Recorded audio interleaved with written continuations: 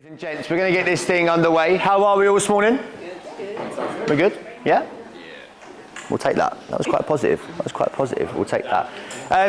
If this is your first summit, welcome. If it is not your first one, welcome back. Hands up who has actually been to all of them. All summits? All Sally, yeah. Yeah, there's a few of us in there. Yeah, awesome. Happy days. Happy days. Now, for those of you that are maybe new to the summit, very, very kind of brief overview of what it is all about. So, typically, up to this point, the summit has been a lot about reflection. So, reflecting on what has gone well in the past, maybe what hasn't, thinking about what you need to change, etc., etc. Thinking about challenging yourself, but mainly around challenging your mindset, maybe previous beliefs, and just kind of bringing new ideas to the table, being quite open-minded about things. Sharing and learning, so sharing your experiences and learning hopefully from myself, but also, more importantly, people on your tables. Having clear action points off the back of whatever it is that we're looking at on the day. And hopefully we're looking to win. We're looking for some kind of success off the back of it, fingers crossed, all right? Now, today is going to be just a little bit different. So there's actually quite a lot less on the reflecting side, all that kind of stuff. There'll still be action points, hopefully a lot more wins. But you are going to listen to me, unfortunately, drone on for a little while, all right? But I have put in more breaks than normal so you can kind of escape me for a little bit, okay?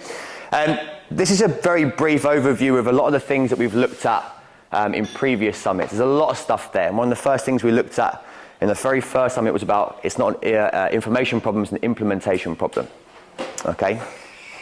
There's a whole host of bits of information that we've provided. Implementation often is the issue. There's going to be an element of that today. Thinking about how you're going to implement kind of what I bring to the table. But the nice thing about today is I'm going to literally tell you exactly what it is that you need to do, all right? And we have just that very one clear objective, which is to tell you exactly what you need to do to be successful when it comes to reducing body fat and building or sustaining lean muscle tissue. Now, typically when everyone comes into the gym, that's what we're looking for the most part, right? Drop body fat, how do I build or how do I maintain muscle mass? Yeah? So like I say, by the time you leave here, I would have told you exactly what to do. Simple. It's that simple, right? Then we've got to figure out how we implement it, yeah? So we're going to look at three main areas. The first one is going to recap the truth around calorie expenditure. So if you was at the last summit, we went into that in a bit of a deep dive. We are going to go into some detail, not a great deal, but give you an overview around calorie expenditure. We're then going to look at training. So how to maximize results in your training. We're going to look at it from a daily, a weekly, and a phase-by-phase approach, okay? And then the last one there is the exact foods that you should be eating to reduce that body fat and to increase your muscle mass. Now, of course, there's going to be little nuances that we need to potentially think about on more of a one-to-one level, but this is a decent overview that if you went away and did these things in a month, 2 months, 3 months, hopefully a year's time, I think you'd be in a very, very good position. Happy with that? Make sense? Yeah? Cool. There is going to be a quiz. All right? So if you get to a point where my voice starts sending you off to sleep, please do not, because you need to be helpful with your team at the end, all right? And hopefully you can win the quiz. Short, sharp 10-question quiz, so hopefully you can stay slightly engaged. Okay? Now, your daily calorie expenditure. I'm going to potentially ask some people that were at the last one. Box at the bottom, 50 to 70% RMR. Who can tell me what RMR stands for? Any ideas? Something to do with breast Yes, correct. breast metabolic rate. Steady on. We've had an absolute corker of a start. Resting metabolic rate. Amazing. So when we look at that from top to bottom, this is basically how our calories are burned, if we want for a better word, okay, on a day-to-day basis. Your resting metabolic rate takes up 50 to 70% of your daily expenditure. NEAT. Who can tell me what that stands for? Now I am testing you. You might need to know this later on, just so you know. Non-exercise activity thermogenesis, all right? I know. TEF. Trickier one again. Thermic effect of food. And then that last one up there, the 5 to 15, eat, and that is not eating, all right? That is your actual exercise, okay? Your planned exercise, coming to the gym, going for a run, that kind of stuff, all right? So straight away when you look at that, the bit that you turn up for the gym for is actually a very, very small percentage, okay? Necessary, but quite a very, very small percentage, yeah? So with the RMR, so resting metabolic rate, so the calories our body burns at rest, so 90% of which is down to body composition, muscle mass. So if I just laid in bed this morning and did nothing all day, which slightly sounds amazing, it's the amount of calories I would burn just doing that. Wow. Just laying there, doing nothing. I would burn calories. And it comes down to the amount of muscle tissue that I have. Simple, okay? With the NEAT, daily tasks, daily movement, step count. So anything that we would deem to be movement-based that is not planned exercise. Then your thermic effect of food, so the energy needed to digest and absorb nutrients on the food that we intake, the food that we eat, okay? And then obviously, as we mentioned, eat there is your training. Now, BMR, basal metabolic rate. Again, 90% correlated to lean muscle tissue. So we had the resting, RMR, and got basal. The basal is basically taking into account my daily routine to a certain degree, okay? So the amount of calories my body needed to burn just to tick over and survive. Again, like I say, that is my movement and my daily routine in there as well. Now I want you to look at these two, okay? These people here to your left will burn more calories at a higher rate just purely down to their muscle mass. So not necessarily what they're doing on a day-to-day basis. If they all just laid in bed, all right, these people are going to burn more calories than them, purely down to muscle tissue. That's all right? So not taking into account, like I say, the fact that these may train 5, 6, 7 times a week. Obviously it helps with their muscle mass, but just laying there, more, less. Make sense? Yeah? NEAT. As we mentioned, non-exercise activity thermogenesis. So the energy used during physical activities that aren't part of a structured exercise program.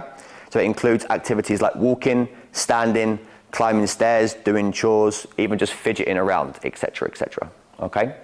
So all those little bits that we sometimes often don't think about all actually come into that NEAT. So if you've worked with a coach, definitely one of us here, that's why we include step count as one of the kind of main 3 to 5 focal points that we look at when it comes to creating a calorie deficit or creating or reducing body fat. It is such an integral part of it. And it's not just about getting outside and moving. It's a great part of it, but it gets that NEAT cycle up, all right? So it's a very, very crucial part.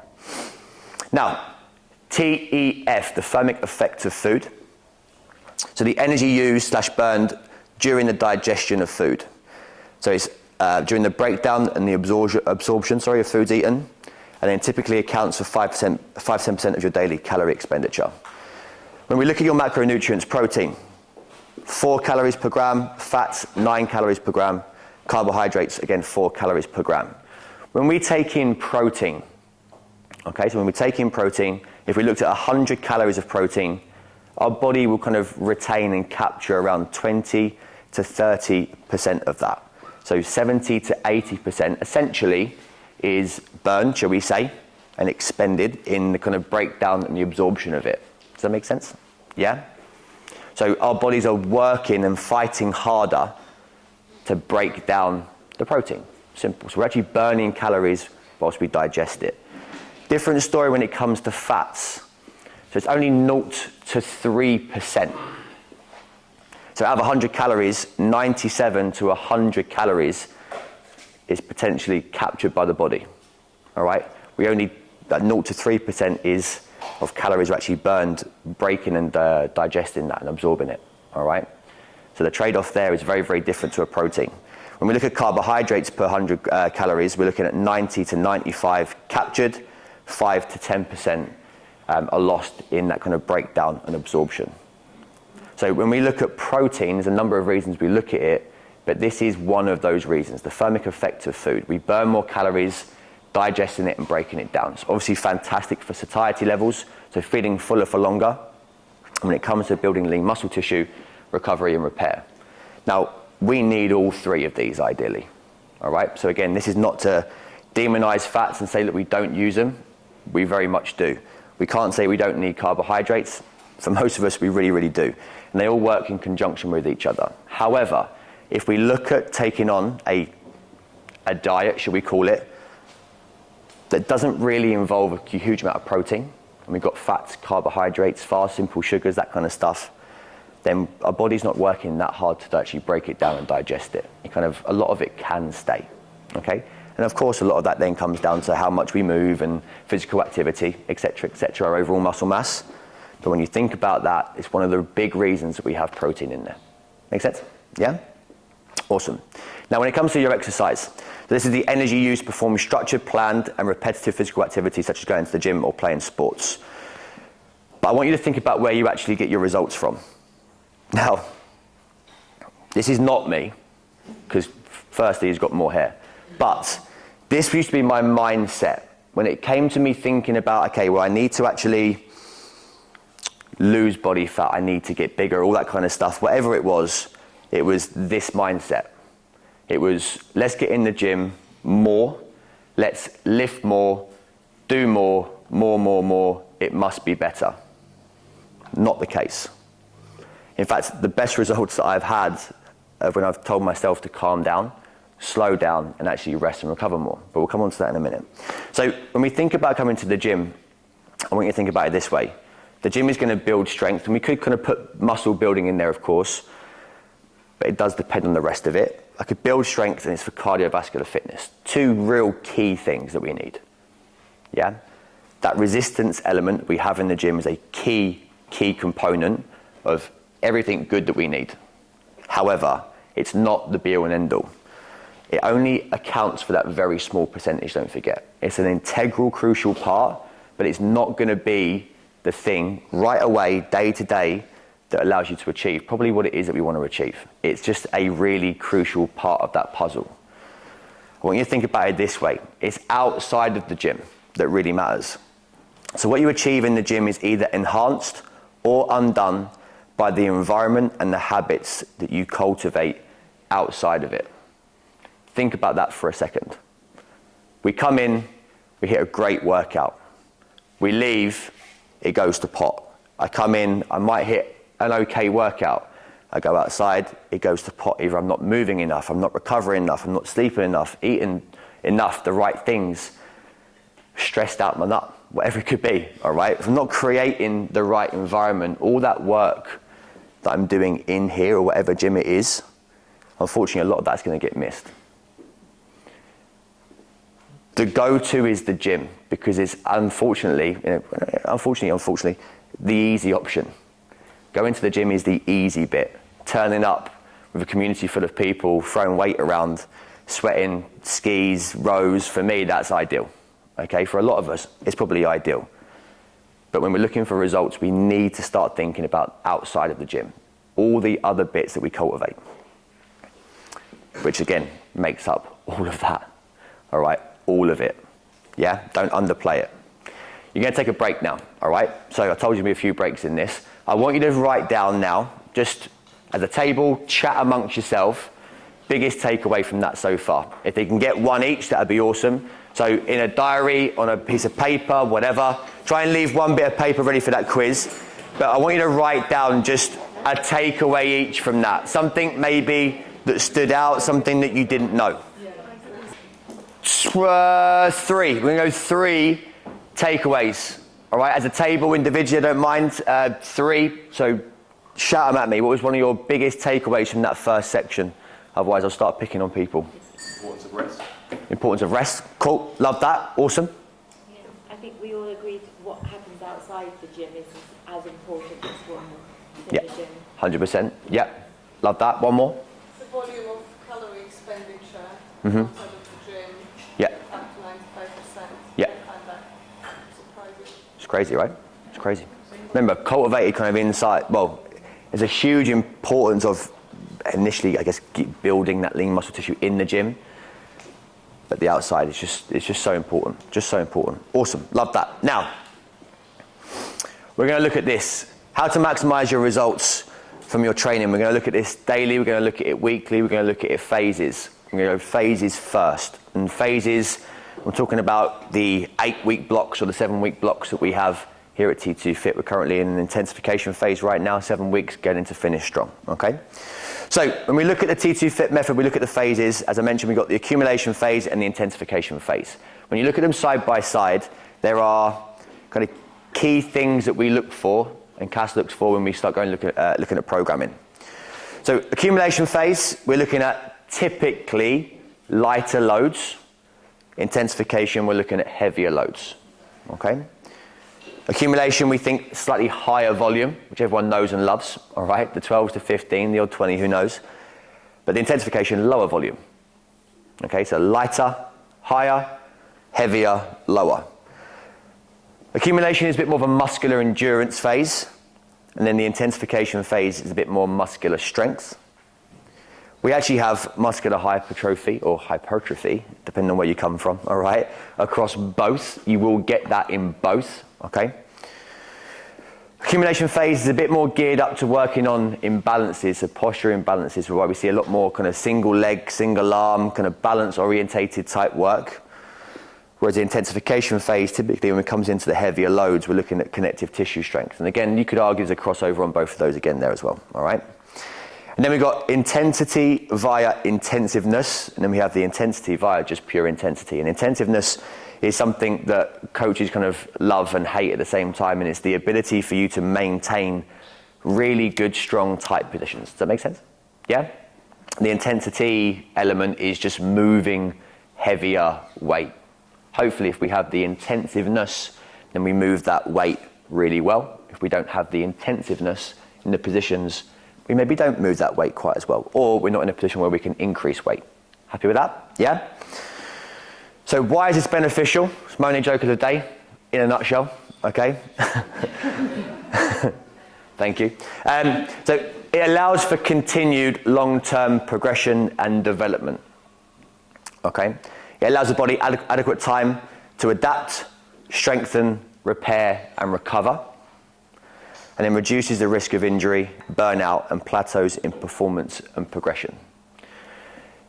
So it's not just coming into the gym and being in an accumulation phase week 7 and 8 the entire time. Because although we might think initially that that's where I'm going to breed the best results, it's really, really not. We cannot continue to do that for long periods of time. So even within a phase, we're in an intensification phase right now, as I mentioned, 7 weeks. Week 1, we're looking at 2 reps in reserve. We're on lighter loads at the moment, and it's still an intensification phase. The reason we do that is we've just come off probably a less typical, quite heavy finish to an accumulation phase. So at the moment, bodies hopefully are kind of resting and recovering a little bit before we then start to build through the accumulation phase into what we hopefully will be like a peak 4 weeks of finish strong. There's always a method behind why we're asking you to hit certain intensities, maybe drop weight, build weight. All right? And I want you to think about this. Anyone planning on going to the next Olympics, just so I know? No? If you are, start now, all right, with the prep. But when we think about Olympians, they think about a 4-year cycle, which is mental when you think about it, okay?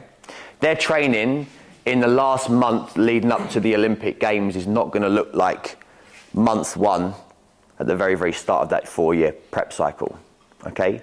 It's going to be working on imbalances, it's going to be working on technical bits, it's going to be a much lower volume and intensity, and they'll have peaks and troughs within that 4 years where they're prepping for world champs, local meets, etc., all the time, bit by bit, over the 4 years, it's climbing, it's building, so that hopefully on that one day, potentially running 100 meters, that's 9-10 seconds where they've peaked. They cannot and will not sustain the effort and energy required the whole way through that 4-year cycle. All right, now like I say, I'm not saying that we're all going to be aiming for the Olympics, but we can take a lot from that and we can learn a lot from that when it comes to phased approach and playing a longer game. Everyone here, for the most part, all right, is looking for sustainable change. So we're looking at a longer term goal. We're not looking for something short and sharp. Sometimes we are, which we'll come on to later, but ultimately we're looking for longer term, yeah? 100 meters versus a marathon. I thought about this and I quite liked it. Anyone got any idea how long it would take to run a marathon if you ran at the world record 100 meter pace? Any ideas? This is thanks to ChatGPT, just so you know. I didn't do the maths. Any idea? No, longer. Luke was very, very close to actually this morning, like minutes out. He did it already, yeah? Completed it. 1 hour, 7 minutes. Yeah? Never going to happen, all right? 1 hour, 7 minutes. But think about that. There is absolutely no way you could set off on a marathon at a 100-meter sprint pace and make it to the end of that marathon. And if you did, you'd be in an absolute state, all right? Think about that in terms of your training, phase by phase almost, all right? Or year by year, however you want to break it down. If you start that phase 100-meter sprint pace, by the time you get to the end, we're probably not going to have the outcome that we think we want from it. Simple as that. We're going to burn out.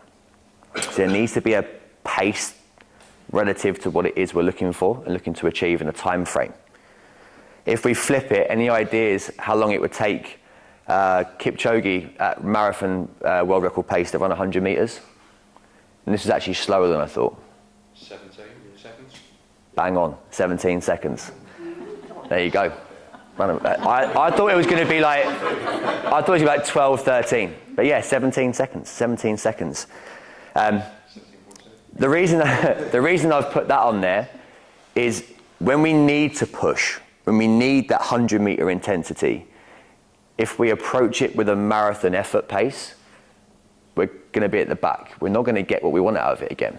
So it's just trying to think about where we need to be for each discipline. Does that make sense? Yeah? Awesome. Now, this is a rough guideline. When you look at your 8-week breakdown, I know we're in 7 weeks at the moment, but this is an 8-week.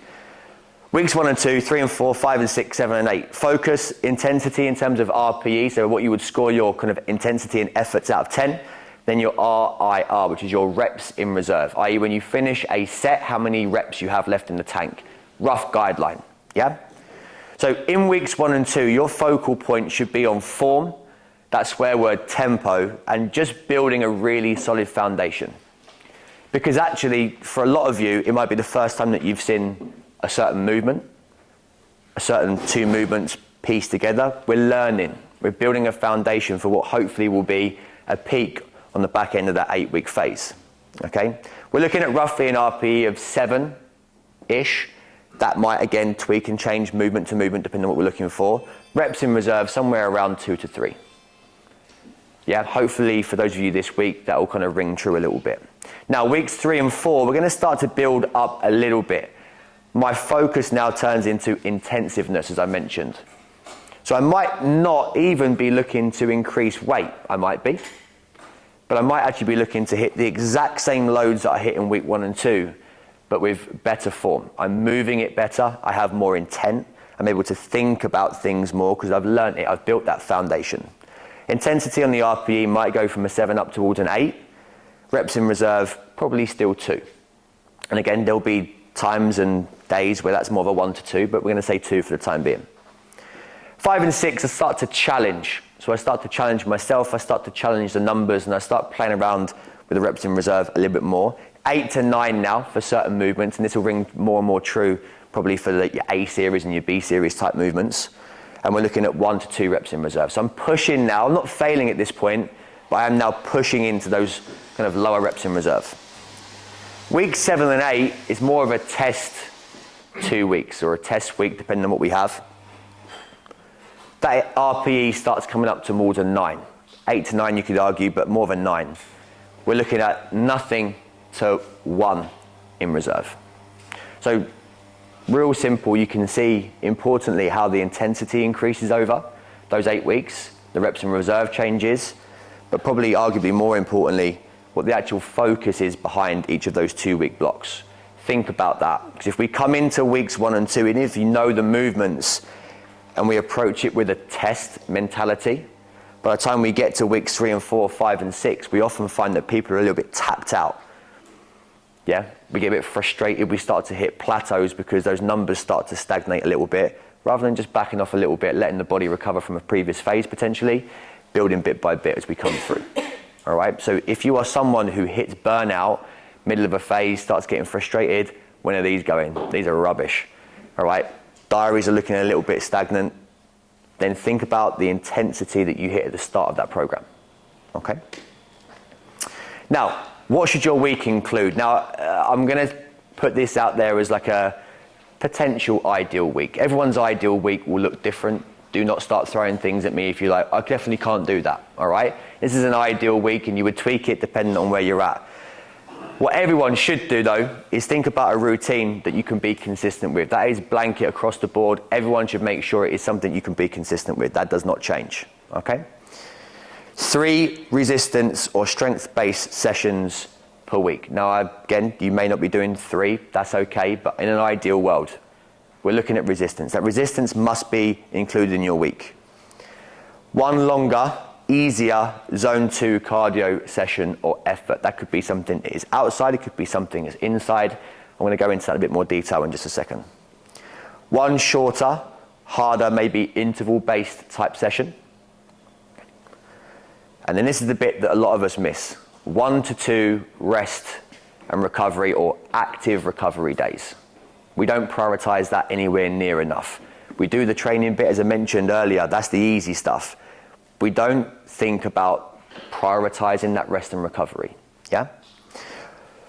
A plan B option and the ability to adapt is going to be key as well, because we know that life just enjoys throwing curveballs at us. We know that happens. It's always going to happen.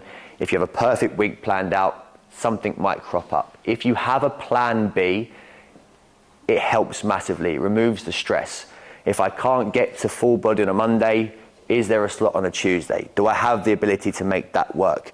If I can't actually get to a Monday and Tuesday, but I can get for a run outside, could I potentially just change my week round? Week B, who knows? All right, have a plan B and have that ability to adapt.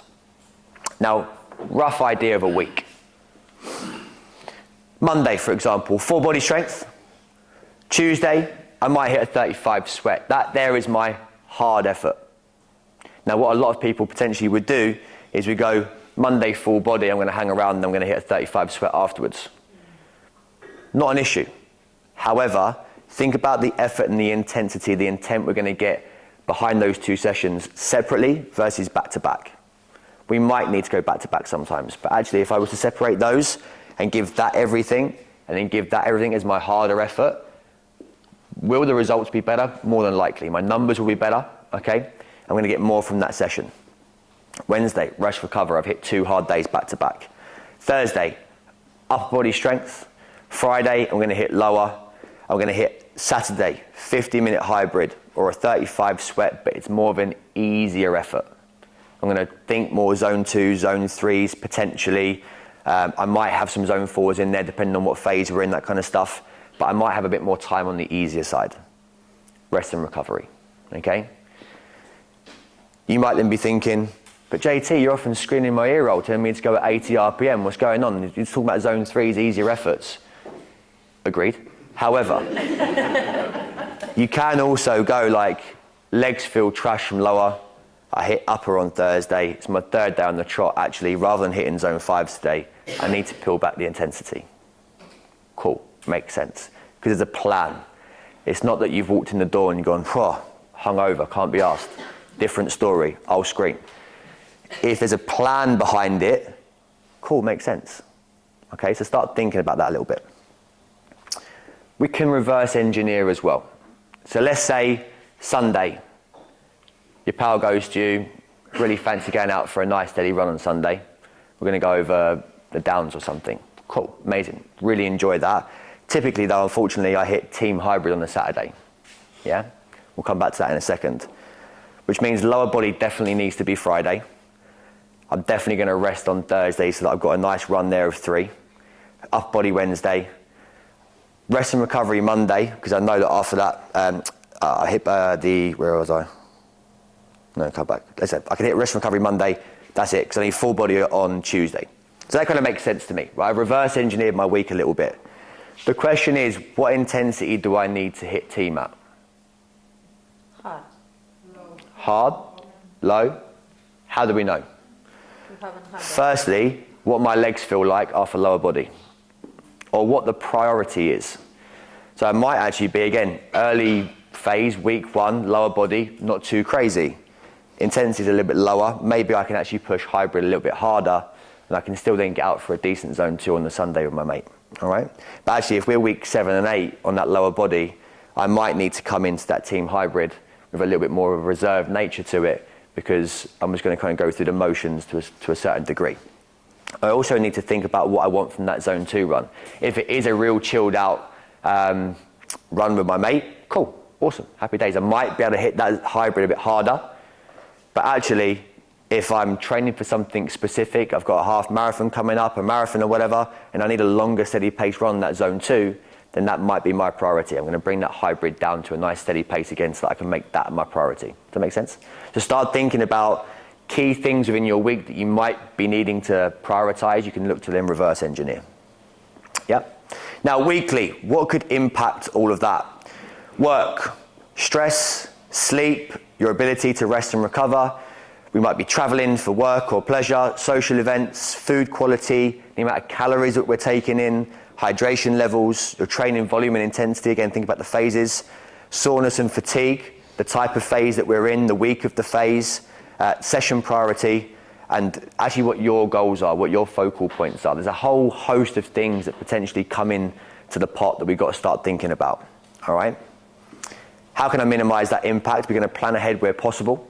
I think I heard someone mention earlier they have a whole month or something planned out ahead of time, which is phenomenal. Have a plan B. Think about what is my priority. Remove the guilt if something doesn't quite go my way and it's out of my control. I'm going to control what I can actually control. Think about how it fits into the bigger picture and then get back to it ASAP. Don't overcomplicate it. Yeah, we've got High Rocks next weekend, Birmingham. I was meant to have one of my biggest last sessions on Friday, yesterday, all right? Big conditioning session. Got up in the morning, body felt horrific. Ended up doing buys and tries, went home. Simple as that. Had to change. I had to think about what the priority was. My priority actually is my run tomorrow. It's going to be my final interval-based session before we do that. That needs to be my priority. Getting a session done here yesterday was not my priority. So I have to have a plan B. I have to think about what do I want to put my effort and intent into, okay? Now, when we start thinking about daily, again, plan ahead, turn up with the right mindset and the right fueling. So again, if you have a real priority Monday night, full body, without being too extreme about it, that prep should start the week before, Sunday, Monday morning. What am I eating? What am I drinking? So that I turn up to that Monday evening session in the best possible place to give it everything that I need to. Yeah, whether that be through load, intensiveness, whatever, okay? Have an objective, have a clear objective at the end of that session. I would like to achieve X, Y, Z. So whether it's looking back in your diaries before the session, going, I hit this last week, I'm in week 6 and 7, therefore I should be looking to go 1 to 2 reps in reserve, pushing into that 8 to 9. I want to try and see if I can squeeze this out of it this week. Yeah? It might be actually that I feel absolutely horrendous. I'm going to peel back the weight, but actually, coach kept nagging me last week about my back position on that deadlift. Therefore, I'm going to go in with a pure focus on nailing that about 20 to 30% lighter than I would do normally. So have an objective for that session. And then know your numbers. The tracking is going to be crucial. All right? They're the things that we can control. However, if we do need to hit that audible button and we need to start thinking about something different, listen to your body. There might be an injury, there might be illness, there might just be fatigue. We might have all those things we mentioned earlier, the stress, the travel, you name it. Listen to your body. If your body is screaming at you and telling you no, then think about that plan B. Understand what is needed that day, so you might need to change the focus and manage the intensity. And then again, think about what the bigger picture is. How will what I do today impact the rest of my week? So again, let's take Monday as a prime example. I hit full body in the morning. I'm thinking about hitting a T2FIT Monday night. Monday morning, I already feel pretty wrecked because I had a big weekend. If I hit that T2FIT Monday night at 7:15 and I give it everything I possibly can, I know I've got upper body coming up in a day's time, or I've got to go out for this run, or I've said to so-and-so I'm going to be in for a T35 Tuesday morning. How does it knock on? My priority might actually be lower body on Friday or Saturday, but I've started my week slightly skew with. I'm not going to catch up and recover as I go through. And it's just starting to think about things in a little bit more detail like that and just trying to plan ahead where possible. Think about the knock-on effect. Break time too, okay? So again, same as before, have a little chat amongst yourself. Biggest takeaways from that there for me. Okay, so ladies and gents, before we get into the last bit and we start to tackle the food side of this, can we go through 3 key kind of focal points or takeaways from that second section? You can shout them out, I don't mind. So 3 key takeaways from that second section. The importance of the rest recovery days. Yep, so again, rest and recovery coming up, perfect. Yep, love that. We now understand what you are doing with us every phase. Good. Love that. Difference. Yep. So I promise you it's not just like, we'll fancy this today. Yeah, there is a plan in place. There's definitely a plan in place. All right. That's good. Love that. One more. Plan B. Having a plan B? Yeah. Love that. That plan B, so key. So key. Awesome. Lovely. Now, we're going to start to look at the food element of this. All right. Big deep breath, everyone. All right. And it's just before lunchtime. I know, right? Now, the exact foods to eat to reduce body fat and build muscle. Now, when I wrote this, I was actually very skeptical about writing the word exact for a number of reasons. Okay, a number of reasons.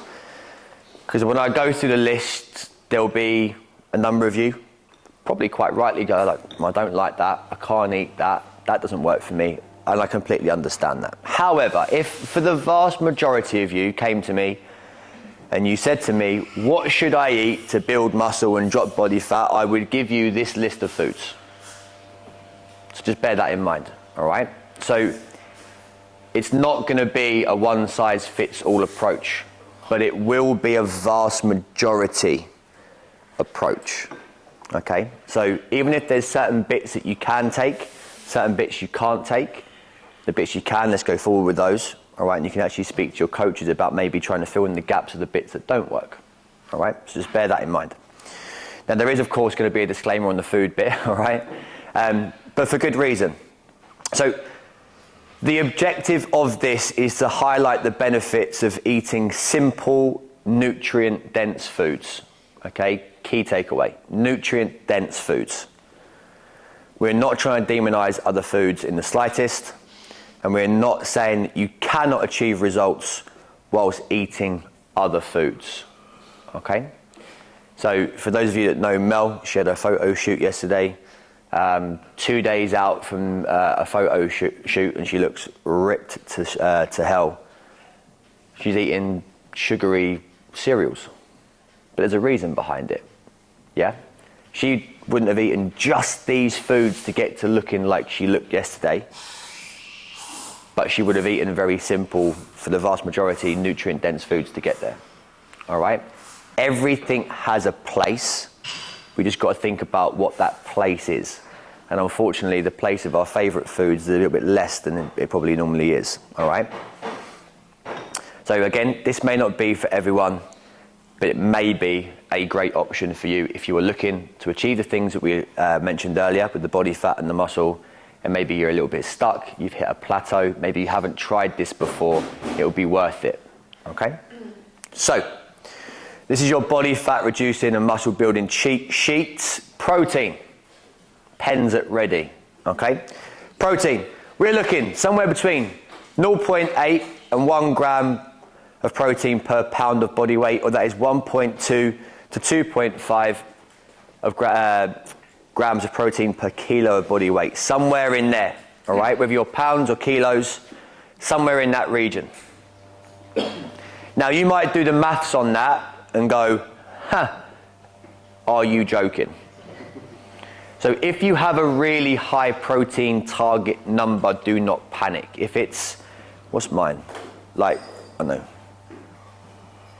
Can't remember what it was now. I think it came out at one point like 300 grams of protein or something like that. I'm not going to get there. Let's say I'm currently at 100. If I could get to a 150, cool. When I cement 115, could I get to a 175? Cool. If I get there, can I go to a 2? Cool. Bit by bit. Don't try and go from potentially where you are, which might be a lower number, to skyrocketing up to whatever that's coming out at. get there bit by bit, start to think about how you're going to introduce that, all right? But do make that protein a priority. As we mentioned earlier, the TEF, all that kind of stuff, satiety levels, muscle growth and repair. We're going to find it in a number of places. So lean meats, so chicken, beef, turkey. We're looking at fish, salmon, tuna, mackerel, cod, eggs. Eat eggs 100%. Greek yogurt, protein powders, great option. Not the absolute go-to all of the time, but a fantastic option if you struggle to get up the protein content. Quick on the go, pre, post workout, that kind of stuff. Legumes. I always don't know how to pronounce that. Beans, lentils, chickpeas, tofu. Is it tempeh? Yeah, you can tell I eat a lot of that. And quinoa. All right, so for the most part, that should cover most bases, all right? But they are going to be your main protein sources. If you were to take one of those and build a meal around it, whether it's breakfast, lunch, dinner, snacks, we're off for a pretty decent start. Carbohydrates, roughly, and again, this is dependent on what you're looking for, activity levels, etc., somewhere between 35 to 45% of your overall daily calorie intake. So 35 to 45, and again, these are rough ballparks that would be tweaked and changed depending on where you're at. So rice, white, long grain, basmati, you can put browns in there. Brown rices, the reason I haven't actually is more actually a personal thing. I've found that digestion-wise, the white stuff actually way better. Brown rice, brown pastas, all that kind of stuff actually can carry a decent amount of fibre to it, so it's not a bad option at all. Potatoes, white potatoes, great. Sweet potatoes, sourdough on the hike. I know a few of you now on the old sourdough train, which is amazing, all right? If at any point someone's baking that, wants to bring some in for quality testing, please let me know. So sourdough, great. Oats, awesome. Use sparingly. Just pastas and breads, full stop. Again, not saying you cannot eat pasta. Not saying you cannot eat normal breads. Come back to the question, if you were to ask me what should I go away and eat, I would say that, all right? So just bear that in mind. Fats, not a bad thing at all.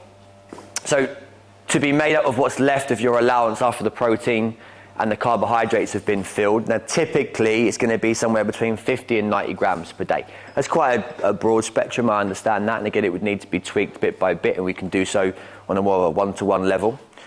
Avocados, nuts, if you weigh and track your food and you've figured out how many calories and fats are in a normal, and when I say normal, my size portion of what I would eat nuts, I would just normally just pour them out of a bag into my mouth. Have a look at the calories on that. It's mental, all right? You end up with like 3 almonds for like a serving, which is mental. Meats and oily fish, fantastic. Eggs again, olive oil. You can have some, all right? You can have some, not a bad thing. Just being aware of it. Fibre. Can you go back on? I can. Thank you. To there? Sound. Yeah. Fibre. So around 20 to 30 grams of fibre per day. And typically we're going to find those from fruits. Fruits is not a bad thing. We think about sugars and I can't eat too much fruit. I think you'd need to eat a lot of it for it to be a massive issue. Think about acidity levels for digestion, that kind of stuff. Don't go overboard, but definitely include fruits, not a bad option at all. Vegetables, whatever veg you want to throw in there within reason, away you go. All right, but 20 to 30 grams of it. And again, it's that word, legumes, all right. But fibre, make sure you have some fibre in there, really key, really key. Now, the next one, really key. And this comes down to speaking to a lot of people over many years about when it comes down to tracking and the things that we're missing. That either aren't tracked because we think that actually they're not that important, we don't track them properly, or it's just like a case of with portion controls, all that kind of stuff are a little bit amiss. The hidden things. Butter. Whether you spread it on something, use it in cooking, butter. Think about how much you use, track it. All right, again, think about that. When you track it, you'll know, you'll start to realize. how many calories are in there. Oils, cooking and dressings, mainly cooking. Yeah, I'm saying this from personal experience. I'm about to cook some chicken breast, broccoli, you name it, whatever. Let's say I'm being really good, and the old oil goes in there, and it's like terrible. Yeah, I've probably got 400 calories worth of oil in there. It's ridiculous. It's really narrowing down the fine margin. So oils, cookings and dressings. Nuts and nut butters, cheeses, love a cheese, but again, think about that. Healthy options. It might seem like a weird one to put up there. We are bombarded in shops and on adverts with healthy options. Eat this, it's healthy, it's high in protein, all that kind of stuff. Actually look at the calories in it. Look at what is available in those foods, because often they say healthy, but actually it's really, really not. And there's a number of people on social media at the moment looking at kind of differences between a healthy option, lunch, and having a McDonald's. And actually when you work out the macronutrients, you could probably have the McDonald's and it would work out better for you. I'm not saying go and do that, but be aware of what people would deem to be the healthy options on things. Sauces and condiments, yeah? Anyone here like mayonnaise, just out of interest? Yeah? Yeah, I'd have it on pretty much anything if I possibly could. I'd have it on most things if I could. Again, when you start weighing it and tracking it, it's a sad day, all right? It's a sad day. Mayonnaise like mayonnaise, there is better and worse. Agreed. I'm thinking squeeze, eat, get it out, done. Yeah. Terrible, all right? Not ideal. Alcohol, more importantly, the knock-on effects of it. Okay, so alcohol and the knock-on effects. So the alcohol is one thing. Think about what it does to metabolism. Think about what it does either the night of / morning / weekend of or after. Okay, so think about the knock-on effects, not just the alcohol. And then portion sizes. Yeah, portion sizes, which is why the weighing and the tracking comes in, and it can be such a crucial element of it. We think we're eating good foods, and we might be, but some of those things, we're not tracking the oils, the portion sizes are too big, whatever it may be, yeah? Just a quick one, when you say healthy options and you go back to oils, Yeah. what's fry like compared to, say, your olive oils and stuff like that? Is that a bit of a gimmick as well, or? I think if you were to go into the real nitty-gritty and speak to some people, they'd probably say that it was a bad oil. Yeah. But I think for the most part, a low-calorie option that you can use, I don't think is a terrible option at all. Yeah? Happy with that? So really think about those things.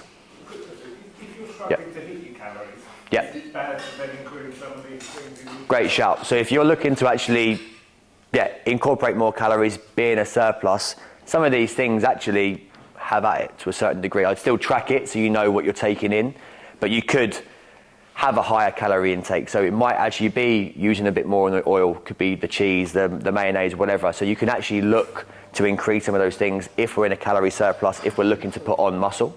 But I wouldn't be going overboard with it. Like I say, still track it, still follow it to see what the intake is, because when you open that door, again, speaking from personal experience, we start looking at cheese boards and I'm like 1,000 calories plus in, yeah? So just be aware of it. When you track, do you Yeah. track uncooked? Or Certain things will be cooked, certain things uncooked. Typically for me, I would do it uncooked, typically, yeah, as a kind of a blanket one. Let's say, you just need to top up your calories. Mm-hmm. Would you top it up with micros, let's say, preferable protein or fats or carbs? Depends on what I'm short of that day, if I'm Or tracking. You already hit your target, let's say, hit protein, but you still didn't hit your overall calories. How would you top it up with? Is it better to go over slightly higher?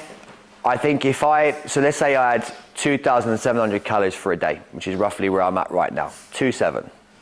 If I've hit my protein, I've got, let's say 100 grams of carbs that I can hit, 20 grams of fat.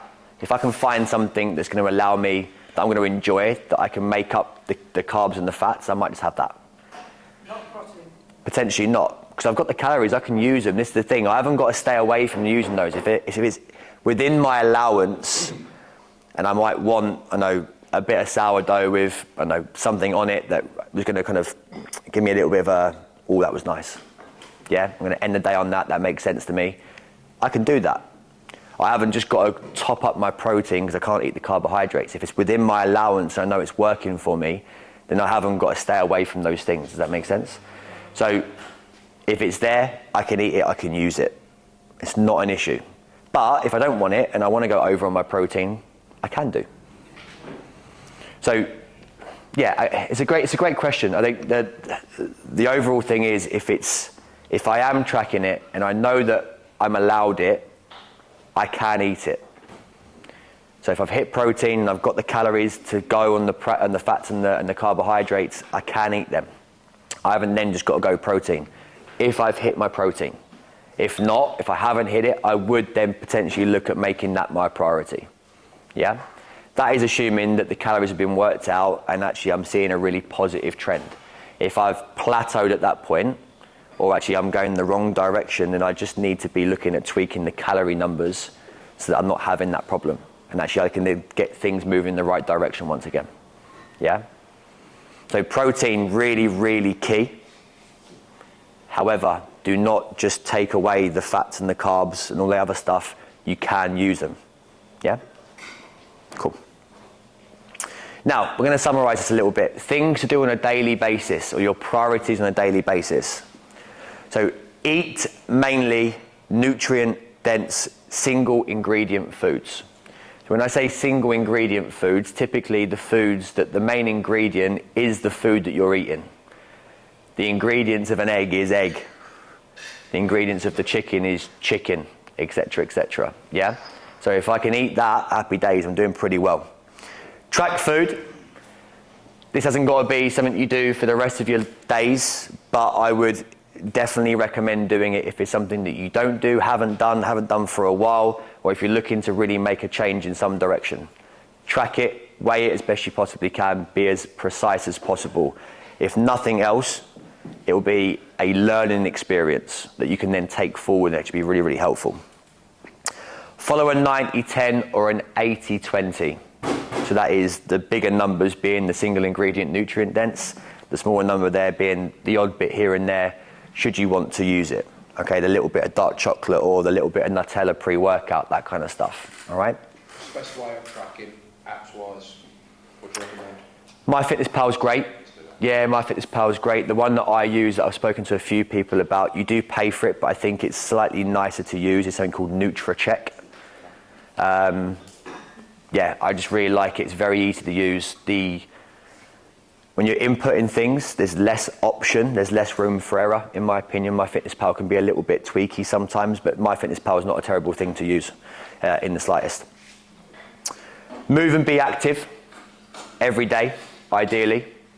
Think about the NEAT element. Also think about the EAT, i.e. the exercise and the non-exercise. Complete a minimum step count per day. So if you don't track that or don't target yourself on that right now, have a think about that. You can do that on a daily basis, but you can also look at that over a 7-day average. So maybe I'm saying I need to complete 10,000 a day, and if you need that accountability, then hit the 10,000 plus per day. But actually it might be that I've given myself an average of 70,000 per week. So I can't do that because I'm in town on Tuesday and Wednesday. However, I could get out for a bit more time on a Saturday and Sunday with the family. Who knows? Yeah, but have a look at it as an average if you need to. Stay hydrated. Prioritize sleep.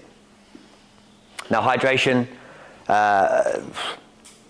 the 2 to 3 litres kind of comes out for a lot of people, but again, a bit like the protein. If you don't really currently drink any water, there we go. If you don't currently drink any water, and I say to you drink 2 litres, 3 litres a day, then you're going to be backwards and forwards to the toilet a lot. All right, it's a big, big jump. Get there slowly. Again, track it, note it down. Do something that's going to hopefully head you in that direction. All right, but somewhere in that ballpark, you should be pretty good to go. And of course, if you do train a lot, sweat a lot of long runs, bikes, you name it, making sure that you're replenishing the water, but also the salts, the sodiums, using things like electrolytes can be really helpful. Okay, and like I say, prioritizing sleep. Your recovery, muscle growth, all that kind of stuff is going to be done when you are asleep. So if you are not sleeping, and I'm not just talking about duration, I'm talking about quality of, ideally. If we're not making that a priority right now, then we're really underselling ourselves. Make it a priority as best you can. There'll be a few of you in the room I know going, easy for you to say. I get that. Try and think about what you can do to make that sleep as best you possibly can.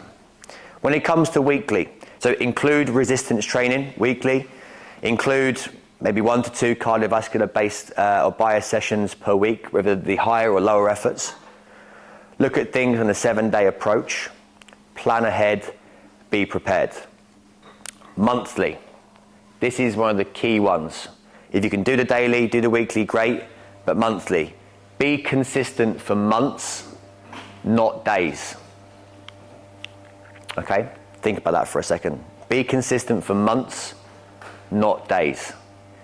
Unfortunately, it just doesn't work that we have a few good days, a few bad days, a few good days, a few bad days, a really good week, one not so good. We might see a little bit of a trend in the right direction, but it's probably not going to be at the pace and the rate that you'd like it to be. Okay, so if you have not yet got yourself to a point where you can be fully committed with a time frame, ideally for months, not days, then you try and make that a priority as best you can, because then you'll start to see the results that you're probably craving. Okay? Little task. Write down your biggest takeaway, ideally from that last section, but just from today in general. Again, you can do that as a table. I want you to pick a process that works for you. I want you to think, is it going to be a slow and steady, or is it going to be an all-in? Because both work. One really might not work for you, the other one really might. So for a lot of you sitting around here, you might go, well, actually, I need to figure this out. I need to start making small changes. It needs to be over a longer period of time. Makes complete sense. I would agree that you do that. However, the all-in, for someone like myself, is the only one that works for me. I have a terrible thing when it comes to looking at donuts, chocolate, biscuits, you name it. If you put it in front of me, I will inhale it. Unless I'm at a point where I've decided I'm going to go all in. I can't have the odd bit here and there.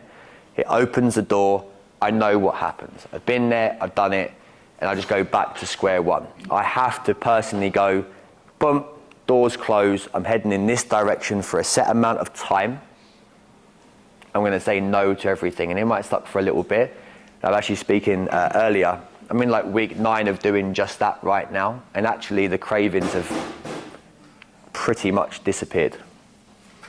We had a team meeting the other week. There was donuts. I bought them, didn't eat them. Unheard of. Okay? But it goes to show that when you're in this cycle, when you're in the right mindset, you really can. And you're talking again to someone whose willpower is pathetic when it comes to that stuff, for the most part. Okay? But if you commit to a time frame that you know is going to work for you, albeit, yes, I know I have a very specific goal in mind with the whole High-Rocks thing and all that kind of stuff. But if you can fully commit to something, happy days. The last one there is time frame. Pick a time frame. Could be a week. Now, I know I said months, not days, but it might be the starter that you need. I'm going to try X, Y, Z for a week, and I'm going to see what happens. I might then go, actually, I can do it for 1 more week. It might be that I fully commit to 3 months. Whatever's going to work for you, think about trying to set yourself up for as much success as possible. If you say to yourself, I'm not going to drink for 3 months, coming towards Christmas, potentially we're setting ourselves up for a little bit of failure. If I was to say to myself, I'm not going to drink for 2 weeks, see how I go, see how I feel, that might be something a bit more manageable. Does that make sense? Happy with that? Yeah? Go on. Sleep, yes. Mm-hmm. Yeah. And my only time to probably do my steps at the moment is probably going to be in the morning. Mm-hmm. Which do I choose? Staying in bed and getting to sleep, or getting up and doing the steps? That's a very good question. I would probably say sleep. Sleep would be the thing that probably just kind of supersedes everything else. Because you might get the step count in, But you'll probably find that actually if you were to be rested and recovered, you're going to be in a much better place to hit 95% of your day versus the 5% of just the step count that you got in. So the rest and the recovery and the sleep protocol would be at the top of my list. Yeah? If a step count before bed was something that worked for you and you got to sleep afterwards, maybe you could merge the two. I don't know. You could figure that out. But I would go sleep as your main priority. Okay? Awesome. Right, ladies and gents, job done. Thank you very much, as always. Thank you. We are, obviously, coaches and stuff will be around. Yeah, so if you want to ask any questions or anything there, please let us know. Also, Tuesday afternoon, 1 o'clock on the lab, there'll be a Zoom link. I'm basically going to do a live thing, 30 minutes, 40 minutes, kind of recapping this stuff. If you have any questions, let us know. I'll put a thing up on the lab, all right? You can ask questions. The slides will also go in that recording. So as from Tuesday, they will be available, all right? Make sense? Awesome. Great stuff, ladies and gents. Thank you.